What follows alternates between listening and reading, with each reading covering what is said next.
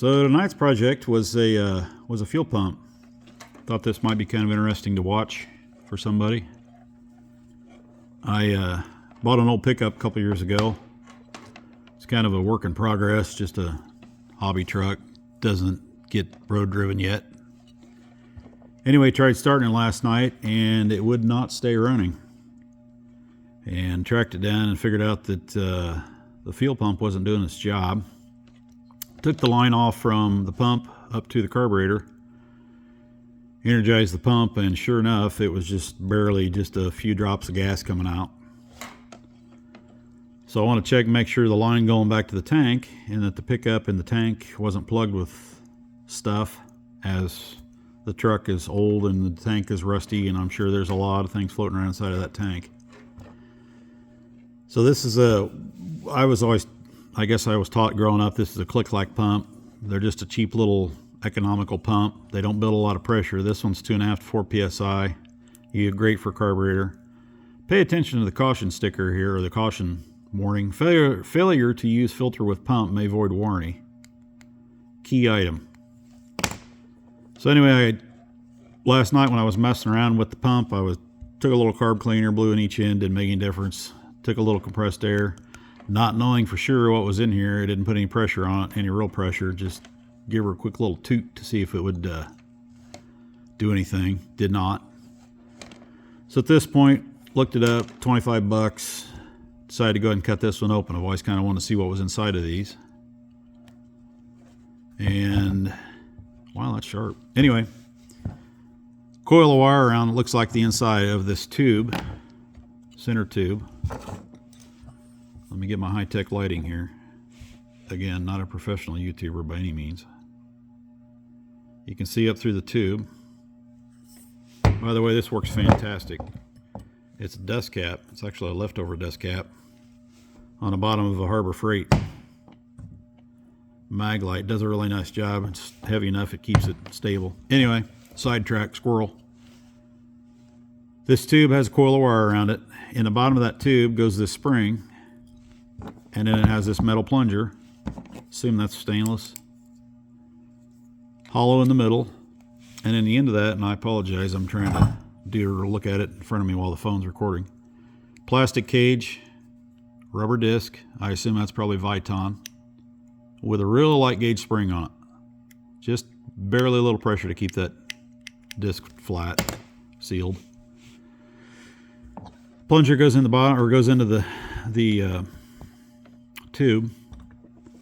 And of course this is a check valve, rubber check valve, and this one here's pretty brittle. One-way check valve, so it only lets gas, or ideally it should only let gas go out and not come back through, so that you're maintaining gas inside the line going up to the carburetor, so you don't have to re-pump all that next time you go to start the vehicle. So this would be pushed up against that really hard to seal this rubber against that tube. And then, I don't know, to be honest, I don't know exactly how, because it's hard to see how big the coil is inside of this. Best guess is, I would say the coil is really small in length to the overall length of the pump body itself.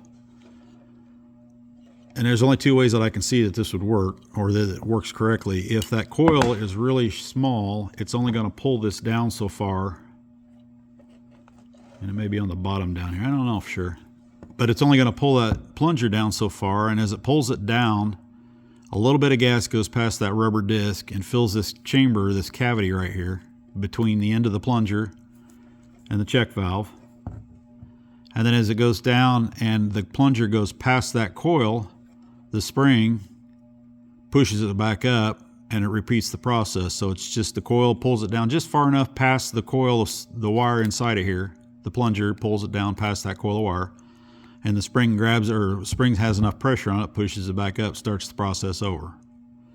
It's either that, or as the plunger goes down and it forces it down to here, it gets so far that the amount of force that the coil exerts on that solenoid is not strong enough to overcome the spring, so the spring is putting a lot of pressure on it and it forces it back up, starts the process all over again. The coil is trying to go back. I think, again, not a fuel pump designer guy, whatever, I would think the coil would be really short so that it allows it to go past it. Otherwise, it would just sit here and want to continuously kind of try to pull against the spring. That's my best guess, if that makes any sense at all. So I was kind of curious to see how see if, I don't know, just wanted to see. Put my pencil on the end of it, and I've got it hooked up to 12 volts, so battery, and we're both going to watch. Let's see if I can do this with my high-tech lighting and my high-tech phone. And well, let's try it the other way. Let's go the other way. Maybe I can get the lid on there. I've already done this a couple times, and it's hard to hold everything and keep it from sliding around. But so anyway, I'm going to power. Here we go. You ready? Woo! Oh. And if it slips off the end, the plunger will pop out. But you can see the plunger moving up and down. So every time it goes down, it's grabbing a little bit of gas. And then as the spring pushes it back up, it's pushing that gas that's in this little chamber here, this little cavity, through the check valve out to the carburetor. Really simple design. Pretty clever, actually. And if you do this, and it didn't have the, this is what happens when you, whoa! Uh-oh, about lost it. So that's why I said I believe, and I could be way wrong. If somebody out there knows, please comment. I mean, if you're the fuel pump engineer guy. Because to me, it seems like you would have to have a little bit, just a small coil to pull that plunger down so that it would go past. And once it gets past that, there's the coil's pulling it down right now. Well, no, wait a minute. Let's think about that. Yeah, the coil pulls down. As soon as it gets past that coil, the spring puts pressure on it, forces it back up, starts the process all over again. I don't know. I'm just guessing, but that's my best guess. But anyway, so I'm getting sidetracked here. Apologies. So after doing all that, figuring it out, cutting it apart, I took the plunger out and took a look in it. Couldn't really see anything with a flashlight. Just saw something didn't look right down the bottom of it. And tapped it on the table, and out this stuff. I don't know what it is. No idea.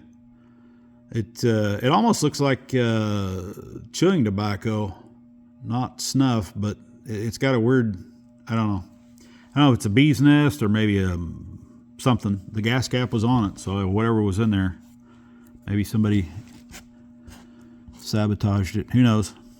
So that was plugging the plunger inside this plunger, and it wasn't letting gas go past this disc. So that's why the pump stopped working.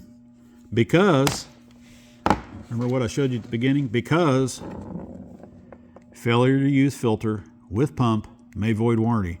They didn't have a filter on it. There was no, it came directly from the tank.